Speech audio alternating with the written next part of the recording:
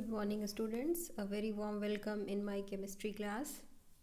In our previous class, we have seen the nucleophilic substitution reaction in case of alkyl halides, their configuration, and their stereochemistry also. Today, we will see the elimination reaction in case of alkyl halides or haloalkanes. So, first of all, we will see what is elimination reaction. Okay. Students, elimination reaction involves loss of two atoms or groups from adjacent carbon and giving rise to product alkene, alkyne और carbonyl और nitrile group. ठीक है बच्चों, elimination reaction में क्या होता है, ये बहुत कुछ तो न्यूक्लियोफिलिक सब्स्टिट्यूशन की तरह ही है, लेकिन इसमें सिर्फ एक लिविंग ग्रुप बाहर नहीं जाता, बल्कि लिविंग ग्रुप के साथ साथ एक हाइड्रोजन भी रिप्लेस होता है. मतलब दो ग्रुप या दो एटम्स एडजेसेंट कार्बन से, एडजेसेंट कार्बन मतलब जो लगातार दो कार्बन होते हैं उनसे ये दो ग्रुप्स रिमूव होते हैं. जैसे एक हेलोजन जुड़ा हुआ हो या एक हाइड्रोजन जुड़ा हुआ हो, तो ये हाइड्रोजन और ये दोनों ही रिप्लेस होंगे. ठीक है, और रिप्लेस कब होंगे, जब कोई बेस अटैक करेगा तो. ठीक है, we know nucleophiles are electron rich species, that's why they are nucleophile, है ना. They have electron, so they attack at that position where there is deficiency of electron. Similarly, bases are also electron rich species. हम लोग Lewis base concept पढ़े ना, electron pair donor को हम lone pair donor को हम लोग क्या बोलते हैं, ल्यूइस बेस. तो bases are lone pair donors. ठीक है, तो बेसेस क्या होते हैं, लोन पेयर को डोनेट करते हैं. तो एलिमिनेशन रिएक्शन में क्या डिफरेंस है न्यूक्लियोफिलिक सब्स्टिट्यूशन से. एलिमिनेशन रिएक्शन में न्यूक्लियोफाइल का अटैक नहीं होता, बल्कि किसी बेस का अटैक होता है. ठीक है, और यहाँ पे इन्वॉल्वमेंट ऑफ बीटा हाइड्रोजन है. आपको पता है कि अल्फा कार्बन कौन होता है, बीटा कार्बन कौन होता है. अल्फा कार्बन जो फंक्शनल ग्रुप से डायरेक्टली अटैच है, मतलब ये अल्फा कार्बन है, उससे एडजेसेंट जो carbon attach that is beta carbon, और उस पर जो हाइड्रोजन अटैच है दैट इज बीटा हाइड्रोजन. ठीक है, तो अगर दो अलग अलग ग्रुप्स अल्फा और बीटा कार्बन दोनों से रिमूव होते हैं किसी बेस के आने के बाद, तो इस तरीके के रिएक्शन को हम लोग एलिमिनेशन रिएक्शन कहते हैं. और ऐसे रिएक्शन में आप देख लो कि कार्बन, दोनों कार्बन की एक वैलेंसी फ्री हो रही है, which will be fulfilled with the help of a double bond. मतलब यहाँ पे कोई डबल बॉन्ड या ट्रिपल बॉन्ड बना करके इस वैकेंसी को फुलफिल किया जाएगा, फोर्थ वैलेंसी को. इस वजह से प्रोडक्ट हमेशा हमें इसमें एल्कीन, एल्काइन या कोई कार्बोनाइल और नाइट्राइल ग्रुप मिलता है. ठीक है, तो आपको मुझे लगता है कि एलिमिनेशन रिएक्शन और सब्स्टिट्यूशन रिएक्शन में डिफरेंस समझ में आया होगा. अच्छा, इस एलिमिनेशन को बीटा एलिमिनेशन इसलिए कहते हैं क्योंकि यहाँ पे बीटा कार्बन से भी हाइड्रोजन रिमूव हो रहा है. ठीक है, beta hydrogen atom is involve in elimination, that's why it is called beta elimination.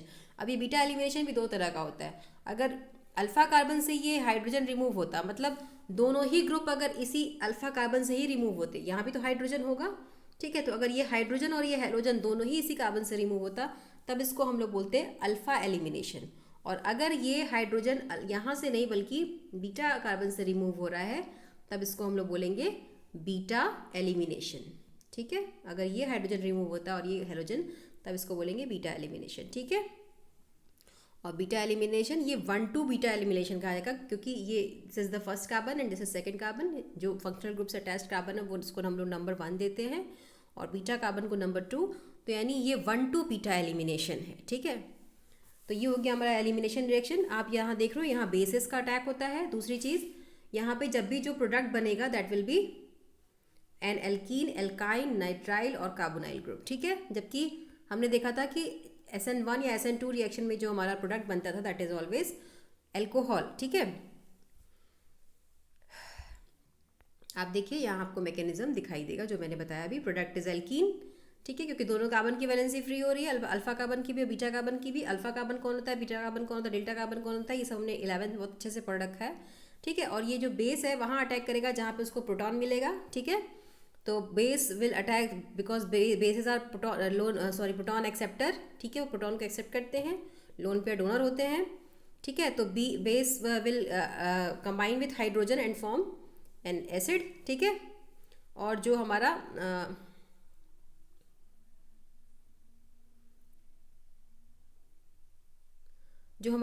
X है वो रिमूव हो जाएगा in the form of leaving group. ठीक है, ये बेस जो है वो हाइड्रोजन के साथ मिलकर के BH बनाएगा. अगर जैसे मान लीजिए ये बेस हमारा OH माइनस ग्रुप है. ठीक है, ये OH माइनस ग्रुप इस H के साथ मिलकर के क्या बना लेगा, वाटर. ठीक है, तो BH विल बी वाटर, ठीक है, and leaving group will be the halogen, ठीक है. Halogens are very good leaving group. Larger the size of halogen, larger will be its leaving group capacity, ठीक है. अब बात करते हैं, अगर किसी ऐसे हेलोजन, ऐसे हेलो एल्केन को हम लोग लेते हैं जिसमें कि जो कि एसिमेट्रिक है, जैसे कि आप देखें आगे वाला एग्जाम्पल.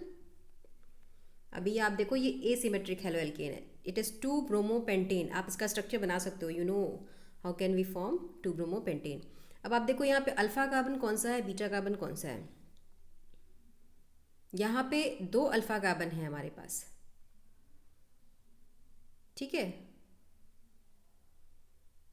सॉरी, अल्फा कार्बन तो एक ही है, this one is alpha carbon, लेकिन बीटा कार्बन हमारे पास कितने हैं, 2 हैं. ये भी बीटा कार्बन है, ये भी बीटा कार्बन है, ठीक है. तो अब हमारे पास प्रॉब्लम आती है कि अब किस बीटा कार्बन से हाइड्रोजन रिमूव होगा.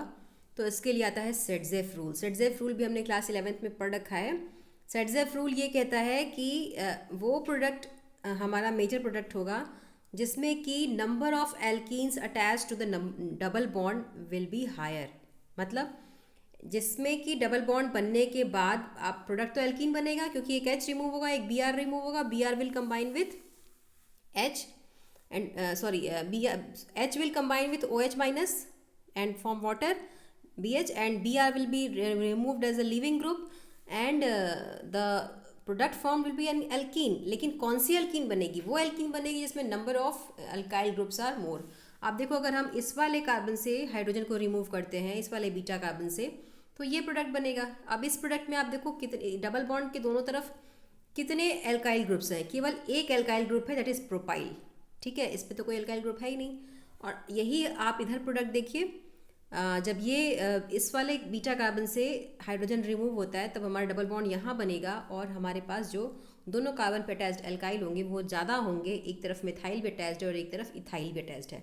तो सेटजेफ रूल यही कहता है कि this product will be the major product because the number of alkyl groups on the alkene is higher in this case, ठीक है. तो ये दोनों रिएक्शंस आप लिखेंगे एलिमिनेशन रिएक्शंस के एग्जाम्पल में. और अभी हम लोग देखेंगे what is the difference between elimination and substitution reaction. Generally हम लोग जनरल डिफरेंसेस देखेंगे कि एलिमिनेशन रिएक्शन और सब्स्टिट्यूशन रिएक्शन में क्या डिफरेंस है. बच्चों जैसे एलिमिनेशन, जैसे सब्स्टिट्यूशन रिएक्शन हमने SN1 SN2 पढ़ा ना, वैसे ही एलिमिनेशन भी E1 E2 होता है, ठीक है. पर अभी आपके कोर्स में वो है नहीं तो वो उसको मैं डिस्कस नहीं कर रही हूँ, लेकिन वो भी E1 E2 होता है, ठीक है. E2 correspond to SN2 and E1 corresponds to SN1, ठीक है. चलिए डिफरेंसेस जो मेजर हम लोग को दिखते हैं वो क्या डिफरेंस है. सबसे पहला डिफरेंस, न्यूक्लियोफिलिक सब्स्टिट्यूशन में अटैक किसका होता है, डिफरेंस मैं दिख रही हूँ यहाँ पे. न्यूक्लियोफिलिक सब्स्टिट्यूशन रिएक्शन लिख रही हूँ मैं, ठीक है. और यहाँ पे एलिमिनेशन रिएक्शन, क्या डिफरेंस है. सबसे पहला डिफरेंस, न्यूक्लियोफिलिक सब्स्टिट्यूशन में न्यूक्लियोफाइल का अटैक होता है, जबकि एलिमिनेशन रिएक्शन में किसका अटैक होता है, बेस का. दूसरा डिफरेंस, न्यूक्लियोफिलिक सब्स्टिट्यूशन रिएक्शन में एक्वस सोल्यूशन ज़्यादातर यूज़ होता है और यहाँ पे एल्कोहलिक सोल्यूशन यूज़ होता है, ठीक है. तीसरा डिफरेंस, न्यूक्लियोफिलिक सब्स्टिट्यूशन रिएक्शन में जो हमारा टेम्परेचर होता है that is required low temperature, ठीक है. But in elimination reaction it requires high temperature, ठीक है. अब बात करते हैं नेक्स्ट डिफरेंस की. न्यूक्लियोफिलिक सब्स्टिट्यूशन रिएक्शन में जो हमारा प्रोडक्ट होता है वो अल्कोहल होता है, ठीक है. और एलिमिनेशन रिएक्शन में जो हमारा प्रोडक्ट होता है दैट इज एल्कीन, एल्काइन, कोई भी डबल बॉन्ड, ट्रिपल बॉन्ड या कोई कार्बोनाइल, नाइट्राइल, ऐसा कोई प्रोडक्ट बनेगा, ठीक है. एल्कीन, एल्काइन, ठीक है. फिफ्थ डिफरेंस, यहाँ पे आप देख रहे हो इन्वर्जन या रेसिमाइजेशन हो रहा है, मतलब यहाँ पे स्टीरियो स्पेसिफिक है, लेकिन दिस इज स्टीरियो स्पेसिफिक,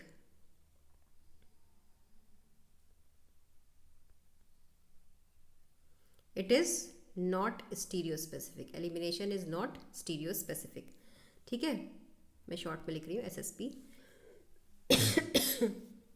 अच्छा, एक डिफरेंस और, जो हमारा न्यूक्लियोफिलिक सब्स्टिट्यूशन रिएक्शन होता है इट हैज़ स्टेरिक और काइनेटिक कंट्रोल, है ना, स्टेरिक फैक्टर यहाँ इन्वॉल्व हो रहा था ना, स्टेरिक और kinetic control. But the elimination reaction is having thermodynamic control, ठीक है, इसीलिए यहाँ पे आप देख रहे हो हाई टेम्परेचर भी रिक्वायर्ड है। It is having thermodynamic control. तो कितने सारे डिफरेंसेस हो गए, लगभग 6 डिफरेंस, ठीक है। तो ये हमारे डिफरेंस हो गए न्यूक्लियोफिलिक सब्स्टिट्यूशन रिएक्शन और एलिमिनेशन रिएक्शन में, ठीक है। अब बात करते हैं अगले रिएक्शन की, that is reaction with metal. Before that let me rub this.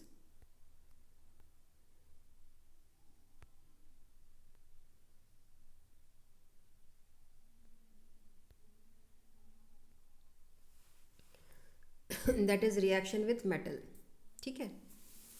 अब मेटल के साथ जब इसका रिएक्शन होगा तो एक स्पेसिफिक कंपाउंड बनता है, that is organometallic compound. Organometallic compound हमें कोऑर्डिनेशन कंपाउंड्स में भी पढ़ना था, पर इस बार सिलेबस से रिमूव था वो, इसलिए हमने उसको नहीं बताया।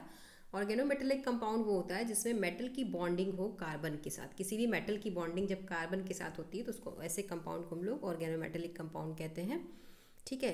तो ऐसा ही एक कंपाउंड विक्टर ग्रिगनार्ड ने बनाया था जिसको हम लोग ग्रिगनार्ड रिएजेंट कहते हैं, and this is alkyl magnesium halide. What is this? This is alkyl magnesium halide.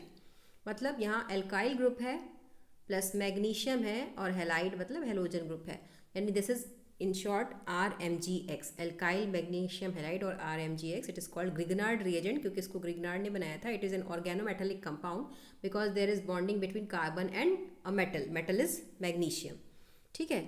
तो ग्रिगनार्ड रिएजेंट बनाने में भी हम लोग एल्काइल हैलाइड का ही यूज़ करते हैं। एल्काइल हैलाइड का रिएक्शन अगर आप मैग्नीशियम से कराइए in the presence of dry ether, it will form Grignard reagent, ठीक है, alkyl magnesium halide, right. You will write this reaction, very important reaction, ठीक है। और इस रिएक्शन का इस्तेमाल हम 2 रिएक्शंस को जोड़ने में करते हैं, वो मैं आगे आपको बताऊंगी अभी। It is very important for conversion reaction. अब आप थोड़ा ग्रिगनार्ड रिएजेंट के बारे में हम लोग पढ़ेंगे। Grignard reagent is highly reactive. Why it is highly reactive? Because due to the presence of metal in between 2 halogen and alkyl group, it develops delta positive charge and this 2 groups develop delta negative charge, ठीक है। तो ये जो RMgX में है polarity develop हो जाती है जिसकी वजह से ये बहुत ही रिएक्टिव है। और ये क्या करता है, ये तुरंत एल्काइल ग्रुप को रिमूव करता है। एल्काइल ग्रुप किसी भी हाइड्रोजन से कहीं से भी जुड़ जाए तो ये तुरंत इसके साथ जुड़ करके क्या बना लेता है, एल्केन बना लेता है, ठीक है। तो अगर इस ग्रिगनार्ड रिएजेंट को थोड़ा सा पानी भी मिल जाए तो वो पानी से भी हाइड्रोजन एक्सेप्ट करके उसको एल्केन में कन्वर्ट कर देता है, ग्रिगनार्ड रिएजेंट के एल्काइल ग्रुप को, ठीक है। तो इट इज़ हाईली रिएक्टिव, इसलिए इसको बहुत बचा के रखना पड़ता है लेबोरेटरी में, ठीक है। वाटर से, अल्कोहल से, अमीन से, ये कहीं से भी हाइड्रोजन एक्सेप्ट करके उसको हाइड्रोकार्बन में कन्वर्ट कर देता है। तो मैं यही कह रही थी कि अगर जहाँ पे भी हमें एल्काइल हैलाइड को हेलोजन में कन्वर्ट करना होगा तो पहले उसको आप ग्रिगनार्ड रिएजेंट में कन्वर्ट करिए और फिर उसके बाद उसको हेलोजन में कन्वर्ट करने के लिए उसका वाटर से रिएक्शन करा दीजिए। ग्रिगनार्ड रिएजेंट का आपका जो कंपाउंड होगा वो हेलोजन में हाइड्रोकार्बन में कन्वर्ट हो जाएगा। ये कन्वर्जन के लिए बहुत इंपॉर्टेंट रिएक्शन है, ठीक है। अभी मैं थोड़ी देर पहले इसी की बात कर रही थी। अब RMgX का हमने वाटर के साथ यहाँ रिएक्शन देखा। This R will combine with H and form RH, and what is the product with MgX? MgX is combining with OH। Water में क्या है, H और OH ही है। H is combining with alkyl group and forming hydrocarbon, so OH will combine with magnesium and form MgOH। कहीं पे भी Grignard reagent हो ये प्रोडक्ट जरूर बनेगा। MgOHX तो आप बना ही दो फटाक से, उसके बाद बाकी दूसरा अगर आपने कहीं से उसको एचाइन दिया है तो एल्केन बनेगा हमेशा ही, ठीक है। एक और रिएक्शन है which is very important and important for the conversion in which there is requirement of increase in number of hydrocarbon.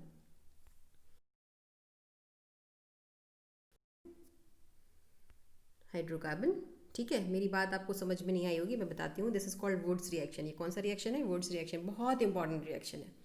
इसमें क्या करते हैं हम लोग, एल्काइल हैलाइड का रिएक्शन करते हैं सोडियम मेटल से। हम लोग रिएक्शंस विथ मेटल्स पढ़ रहे हैं ना, तो अभी तो हमने मैग्नीशियम मेटल से रिएक्शन कराया, इसके बाद हम लोग रिएक्शन करा रहे हैं सोडियम मेटल से। लेकिन इस रिएक्शन में आप देखो जो एल्काइल हैलाइड है उसके 2 मॉलिक्यूल्स हम ले रहे हैं। क्यों 2 मॉलिक्यूल्स ले रहे हैं?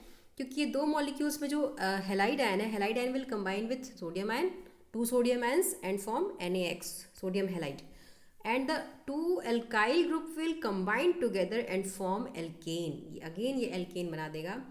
और उस एल्केन में खासियत इस बात की होगी कि जो एल्केन आप जो एल्काइल हैलाइड आपने स्टार्टिंग में लिया था उससे डबल नंबर आपको एल्केन में मिल जाएगा। तो ऐसा कोई रिएक्शन जहाँ पे आपको कार्बन का नंबर बढ़ाना हो, उसके लिए वुड्स रिएक्शन बहुत ही इंपॉर्टेंट रिएक्शन है। ठीक है, उसमें आपको एल्काइल हैलाइड को कन्वर्ट कर देना है सीधे सीधे डबल नंबर्ड एल्केन में, और it will be through reaction with sodium metal. ठीक है, तो ये हो गया हमारा वुड्स रिएक्शन। इसके बाद हमें देखना है रिएक्शन ऑफ हेलो अरीन्स। ठीक है, हेलो अरीन्स का reaction this we will see in our next lecture. That's all for today. Thank you very much.